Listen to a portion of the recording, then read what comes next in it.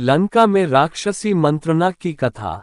इंद्रतुल्य पराक्रमी हनुमान जी ने लंका में जो अत्यंत भयावह घोर कर्म किया था, उसे देखकर राक्षस राज रावण को बड़ी लज्जा और ग्लानि हुई। उसने समस्त प्रमुख राक्षसों को बुलाकर कहा, निशाचरों, एकमात्र वानर हनुमान अकेला इस दुर्धर्षपुरी में घुस आया। उसने इसे तहस नहस कर डाला और जनका कुमारी सीता से भेंट भी कर लिया। सूचना मिली है कि राम सहस्त्रों धीरवीर वानरों के साथ हमारी लंकापुरी पर आक्रमण करने के लिए आ रहे हैं।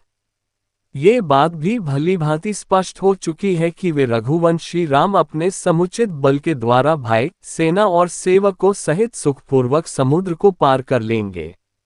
ऐसी स्थिति में वानरों से विरोध आ पड़ने पर नगर और सेना के लिए जो भी हितकर हो, वैसे सलाह आप लोग दीजिए। राक्षस बलवान तो बहुत थे, किंतु न तो उन्हें नीति का ज्ञान था और न ही वे शत्रुपक्ष के बलाबल को समझते थे।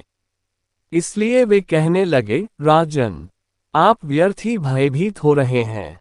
आपने नागों और गंधर्वों को भी युद्ध में परास्त कर दिया है। दानवराज मैं ने आपसे भयभीत होकर अपनी कन्या आपको समर्पित कर दी थी।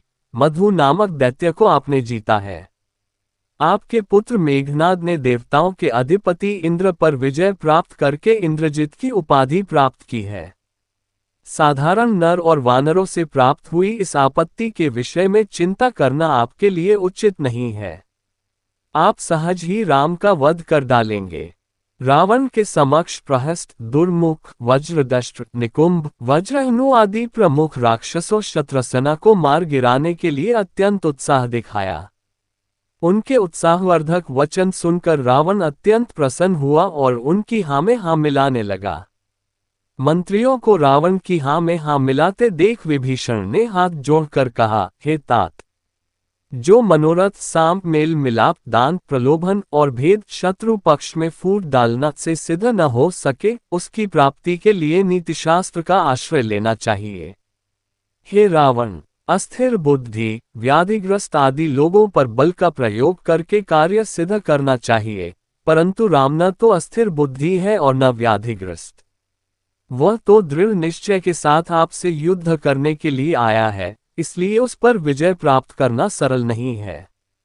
क्या हम जानते थे कि एक छोटा सा वानर हनुमान इतना विशाल सागर पार करके लंका में घुस आएगा? परंतु वह केवल आया ही नहीं, लंका को भी विध्वंस कर गया। इस एक घटना से हमें राम की शक्ति का अनुमान लगा लेना चाहिए। उस सेना में हनुमान जैसे लाखों वानर हैं जो राम के लिए अपने प्राणों की भी बलि चढ़ा सकते हैं। इसलिए मेरी सम्मति है कि आप राम को सीता लौटा दें और लंका को भारी संकट से बचा लें। यदि ऐसा न किया गया तो मुझे भय है कि लंका का सर्वनाश हो जाएगा। राम लक्ष्मण के तीक्ष्ण बाणों से लंका का एक भी नागरिक जीवित नहीं बचेगा। आप मेरे प्रस्ताव पर गंभीरता से विचार करें, यह मेरा निवेदन है। विभीषण की बात सुनकर राक्षस राज रावण उन सभी सभासदों को विदा करके अपने महल में चला गया। इसी भगवान की वीडियो देखने के लिए सब्सक्राइब करें चैनल को और बेल आइकॉन दबाएं।